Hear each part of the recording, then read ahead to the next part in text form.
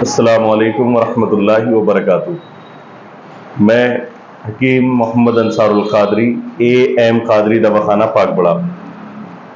آج کل ایک بیماری، ایک خرابی لوگوں کے اندر پیدا ہو رہی ہے، جیسے کہ میرے سامنے میرے ایک عزیز دوست نے مجھ سے ذکر کیا کہ آپ اس دواخانے کے تعلق سے جو ویڈیو لوگوں تک پہنچاتے ہیں، ویڈیو کے ذریعے ایک معلوماتی ویڈیو ہوا کرتی ہے ماشاءاللہ، تو ایک بات یہ بھی بتائیں کہ آخر یہ جو کچھ لوگوں کو لڑکیاں ہی لڑکیاں ہوتی ہیں اور کچھ لوگوں کو لڑکے ہی لڑکے ہوتے ہیں، اب جن کو لڑکیاں ہی ہوتی ہیں، جن کے یہاں لڑکیاں ہی پیدا ہوتی ہیں، تو وہ قصوروار عورت کو ٹھہراتے ہیں کہ اس کے تو لڑکیاں ہی لڑکیاں ہوتی ہیں، اور تو اور گھر میں تمام خواتین اس کو اعتراض کرتی ہیں اور اس کو جو ہے حقارت کی نظر سے دیکھتی ہیں۔ اس میں عورت کی عزت میں بھی فرق آتا ہے۔ لیکن میں آپ کو بتا دوں کہ یہ ایسا ہوتا کیوں ہے، اس کی وجہ کیا ہے۔ اس کی وجہ حکمت کے اعتبار سے دیکھا جائے، قرآن کے اعتبار سے دیکھا جائے، حدیث کے اعتبار سے دیکھا جائے، تو اس کی وجہ صرف اور صرف یہ ہے کہ جو آپ نے سنا ہے کہ مادہ منویہ جو آدمی کا ہوتا ہے اور ایسے ہی خواتین کا بھی ہوتا ہے، تو اس میں جو اسپم کاؤنٹ ہوتے ہیں، جن کو ہم شکرانو بھی کہتے ہیں،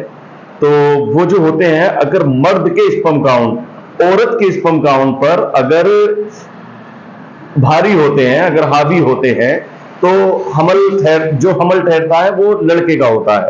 اور اگر وہی چیز اگر اس کا الٹا ہو، یعنی عورت کے زیادہ ہو، مرد کے کمزور ہو، تو حمل لڑکی کا ہوتا ہے۔ تو پھر اس میں عورت کا قصور کیسے ہو سکتا ہے؟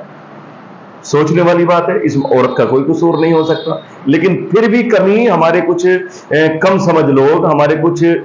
جو عقل کو دھوکہ دینے والے لوگ یہ قصوروار عورت کو ٹھہراتے ہیں، جبکہ قصور اس میں مرد کا بھی نہیں ہے۔ ایک طرح سے دیکھا جائے تو مرد کا بھی نہیں ہے، مرضی قدرت ہے۔ لیکن ہاں، آپ اگر احتیاط کریں، آپ اگر اس بات کو سمجھیں اور کچھ اس طرح کی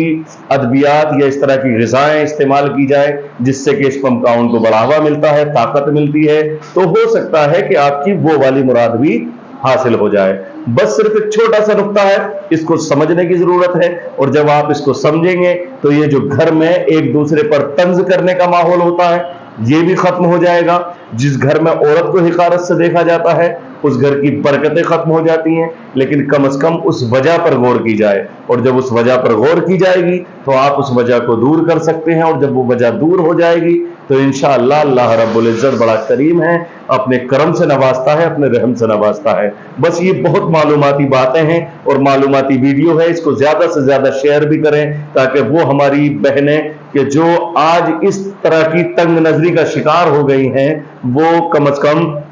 اس اعتراض سے بچ جائیں، اس اعتراض سے محفوظ، اور جو ہمارے بھائی اس طرح کی کمی کے شکار ہیں، جن کے اندر یہ کمیاں ہیں، یہ خامیاں ہیں، وہ اس پر غور کریں اور اپنا ایک مکمل علاج کریں۔ اور الحمدللہ علاج کرنے کے لیے ہم سے بھی رابطہ کر سکتے ہیں، اے ایم قادری دواخانہ۔ حالانکہ یوٹیوب پر بہت ساری لفاظیاں، بہت سارے خیالی پلاؤ بنانے والے ایسے حکیم ہیں کہ ہم کو راتوں رات